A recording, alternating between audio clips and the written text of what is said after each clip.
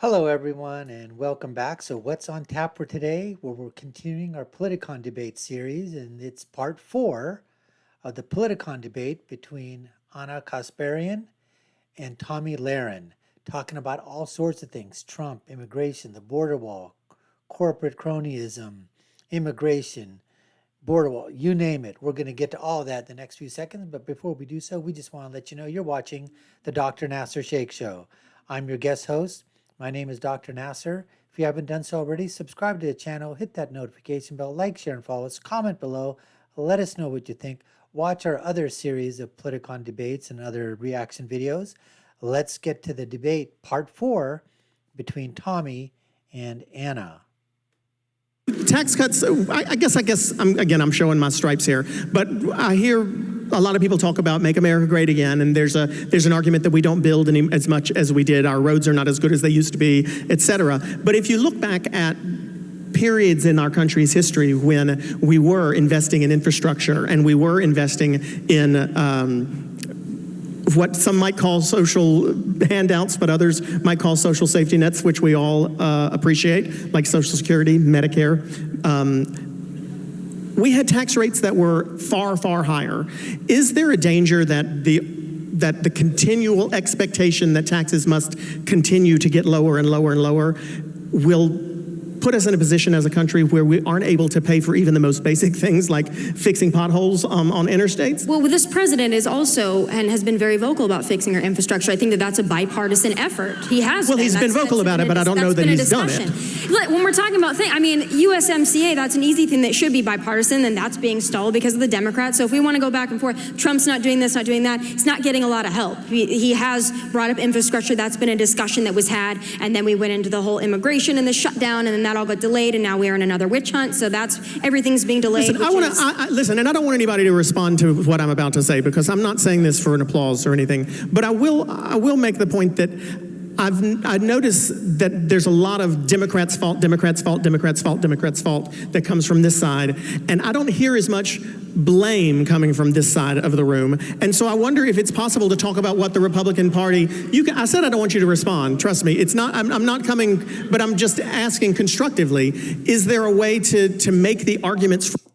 Way too much stuff about Clay and way too much trying to interject and trying to become, part of this thing too. Clay, nobody gives a crap about you moderating this debate.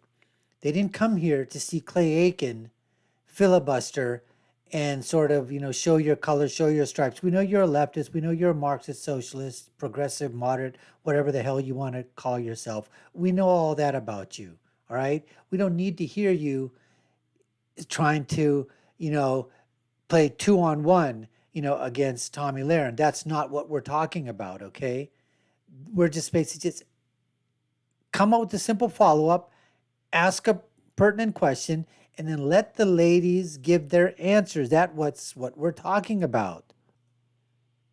For what's good in the president's policy without blaming it always on the Democrats doing something. It would be nice if we could go through a day without them blaming Trump for everything. I'm not going to disagree with that. I'm not going to disagree with that. So, I mean, when we're talking about, I think that, the Democrats get unfair scrutiny. I'm sorry, I'm going to have to call bullshit on that because our president can't go. I'm talking about this stage right here. Okay, yeah. Well, I will say, I'm not saying everything is the Democrats' fault. I'm saying there are areas of bipartisanship that we could work together on. I think infrastructure is one of them. I think USMCA is another one. There are areas of bipartisanship. When you're talking about the stock market, I don't fully disagree with you on that. I understand that that's a house of cards. I also understand that Medicare and Social Security is a house of cards. There are a lot of things that need to be addressed, and it's not going to be one really smart Republican or one really smart Democrat that's going to... I will say something here, Tomi. We don't need to address the stock market.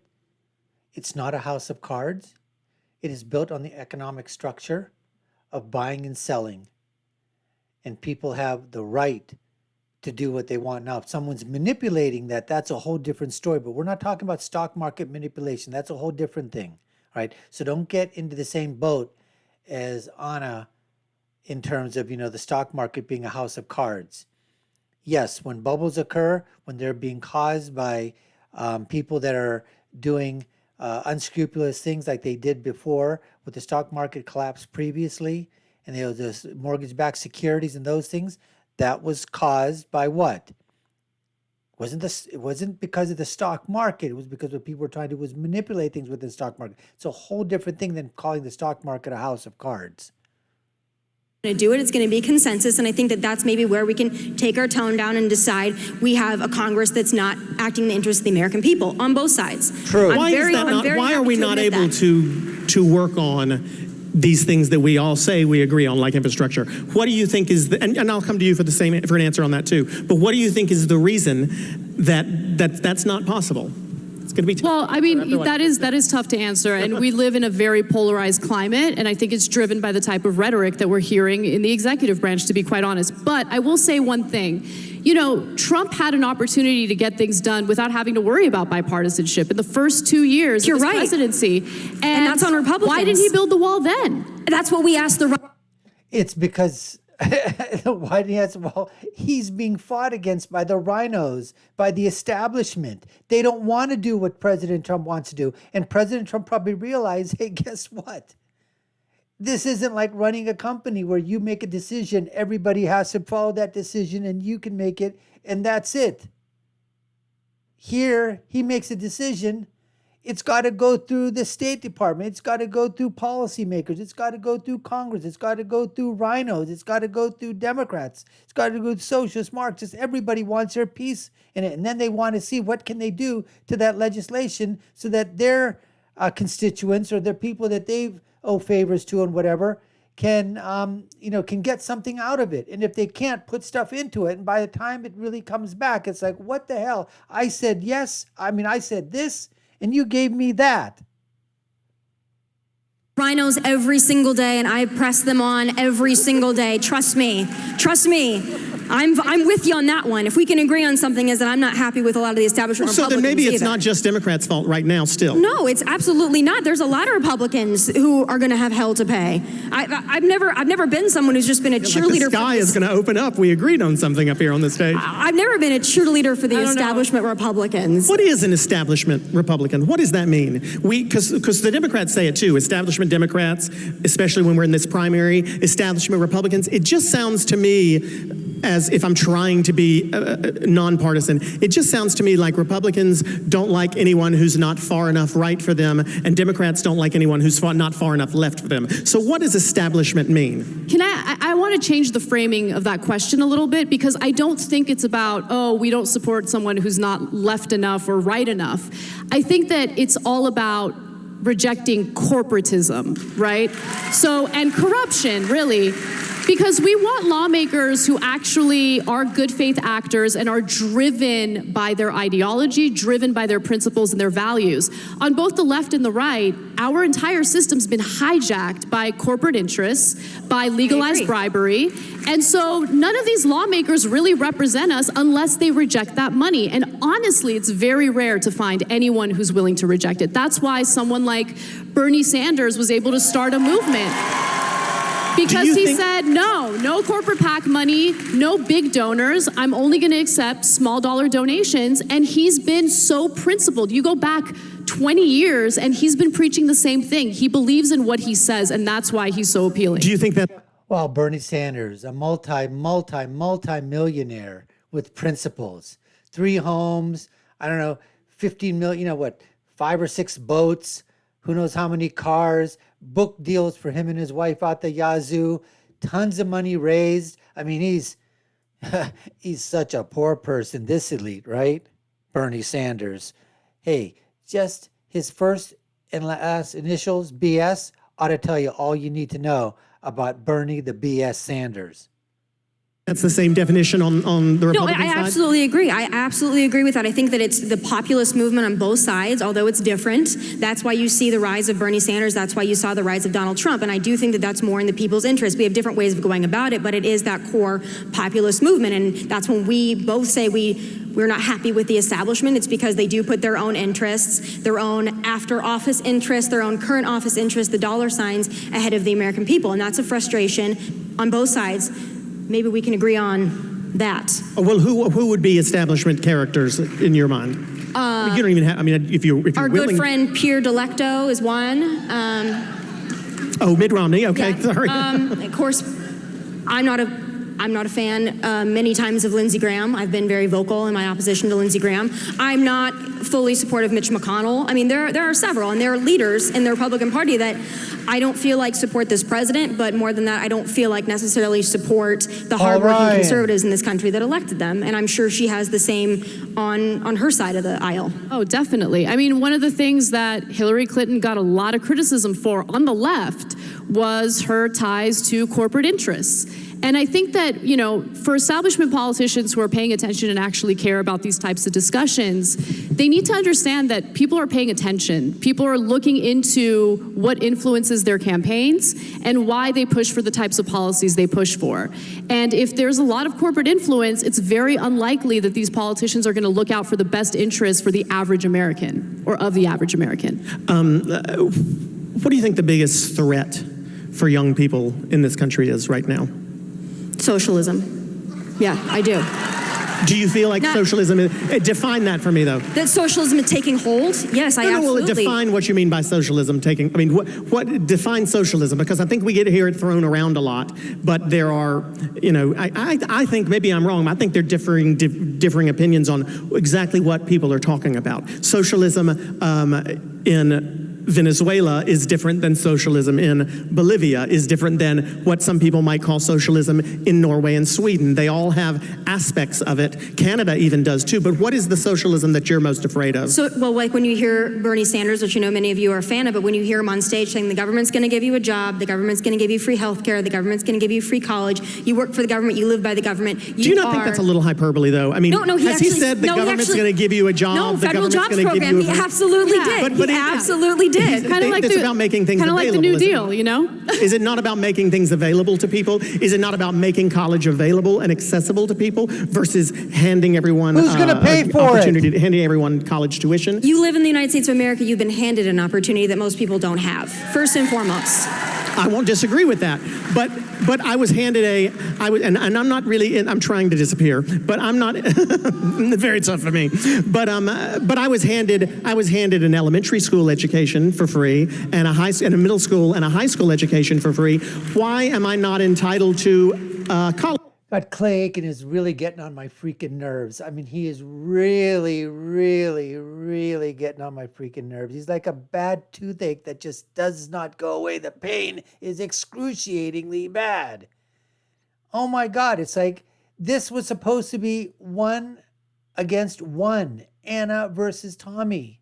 It wasn't Tommy and Clay versus, Anna and Clay versus Tommy. And I know Tommy can handle it, but it's like Clay.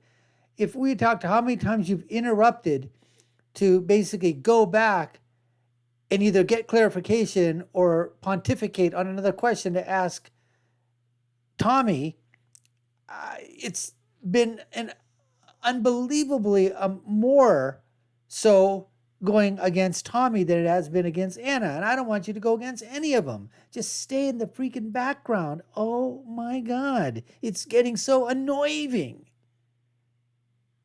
College education for free. What makes that socialism, but free high school education is not socialism? We made that decision in this country that we were going up until high school. And if we want to talk about but could we not make the decision that we're going through college? Who's going to pay for it? College used to be free in America.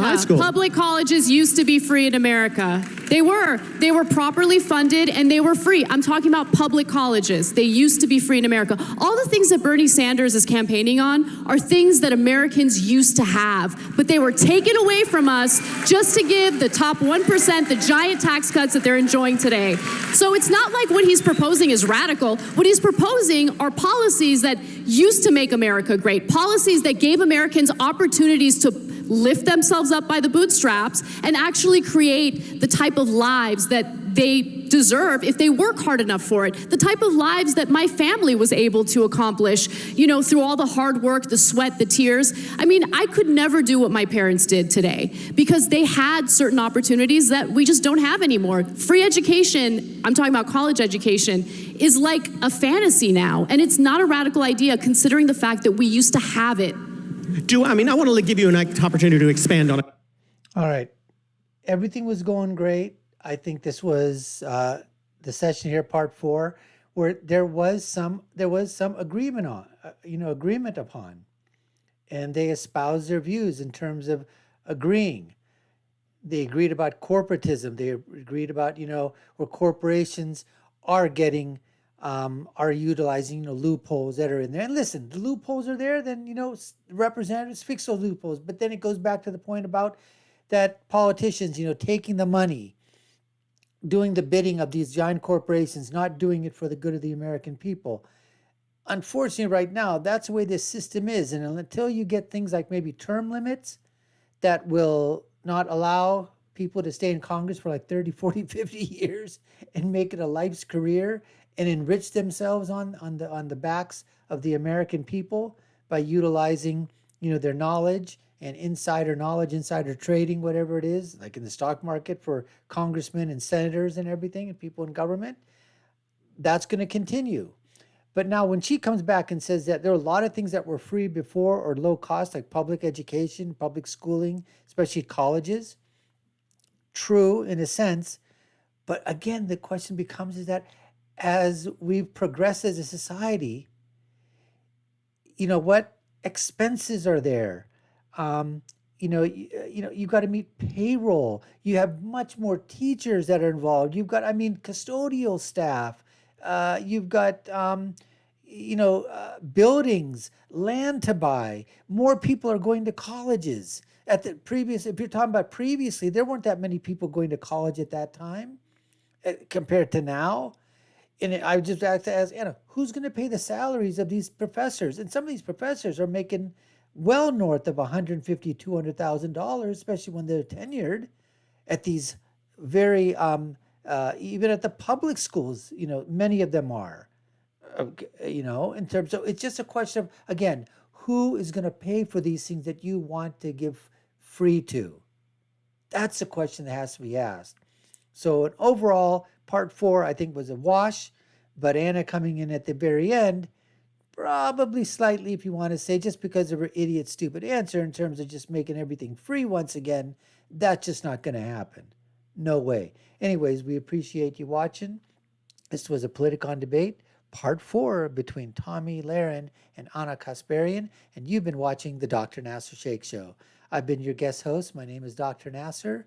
Like, share, and follow us. Subscribe to the channel. Hit that notification bell. Let us know in your comments below what you think. Watch our other reaction videos of these POLITICON debates as well. And I'll leave you with my final thought, which is, when you're right, you're right. And when you're left, you're wrong. We'll see you again next time, folks. Take care and stay safe.